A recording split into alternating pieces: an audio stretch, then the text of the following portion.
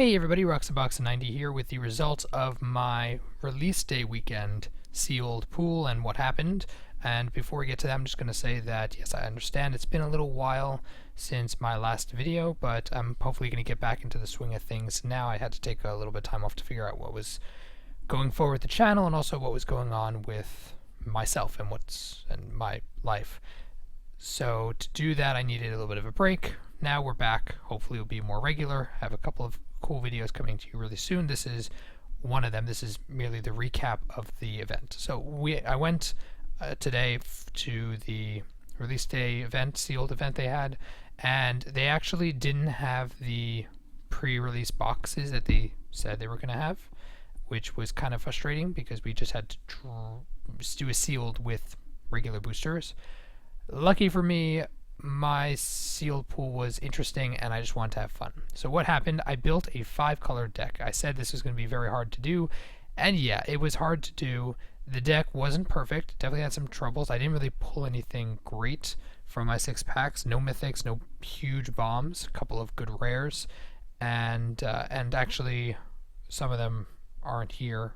I think one of them is not here actually now I look at it. But anyway, I'll go over what I did. So the reason I went 5 colors is because I pulled 5 lands, a frontier, the Timor land, and then a bunch of 2-color lands, which allowed me to be in pretty much every color combination, have flexibility.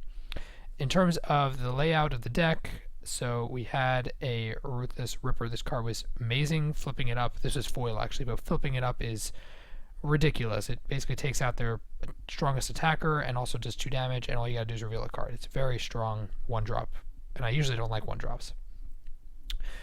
The Icefire Aven continues to do nothing for me, even though it's such a good card. It should do something, but it never does.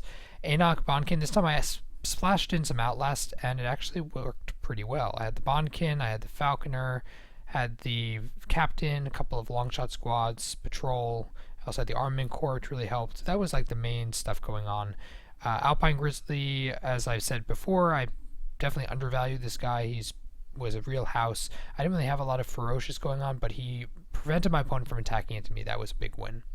And then for bombs up top, we had the Bear's Companion, Ponyback Brigade ×2, and a Snowhorn Rider, which actually was siding out because it wasn't as good. And then Absent Kind. The one card missing here is Butcher of the Horde. That was the one of my 6 rares. That was the only one worth playing in this deck, and it was, of course, it won me some games. Dead Drop, fantastic, continues to be fantastic, even in a deck with no Delve focus. Rise of the Serpent, great removal. Throttle worked very well at instant speed. Scout the Borders, really just to sort through and get me my creatures. Dragon Grip did well once. It really helped me a lot. I like the Ferocious that you can flash it in, and it turns your bear into potentially a 6/2 first strike, which is really amazing. And then Disdainful Stroke saved me a couple games. It wasn't quite as good as I expected given the number of morph guys being flipped up, so people kind of didn't have any big spells, they just had morphs, but even the one of definitely worked. So the deck itself did pretty well. It went 2-1 with 3 rounds, and it won the first 2 rounds handily. The third round was very close. It was 2-1. It was the final results. I won, he won, and then the third game was super close. He was, I think, under 5, and I was on 1, and then it just came down to who happened to have more creatures at the time. But I won 3 packs. I cracked them there because there were guys who wanted to trade for them and want to do trades, and they had some stuff. I'll show you what I got the trades, but I just opened it because I said, what the heck, I want to open cons packs, and I got a Sarkin Dragon Speaker.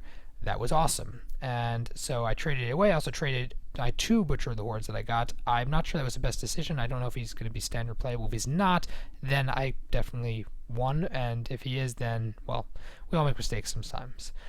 These I pulled in the third final pack was a Bloodfell Caves foil and a Master of Pearls, so the foil caves is much cooler than this. And the last thing I'll just show is the trades that went on. So this is, a lot of the stuff is already mine that I've had for a while, but I traded for a Blood Crypt that is slight to moderate play. He wanted to kind of tidy up the trade, and Shocklands are never bad. And then the trade was for the trades. I did 3 or 4 trades. Empty the Pits I actually pulled in my pool, but I couldn't run it. I think this card has some serious potential. I've seen it do some good work.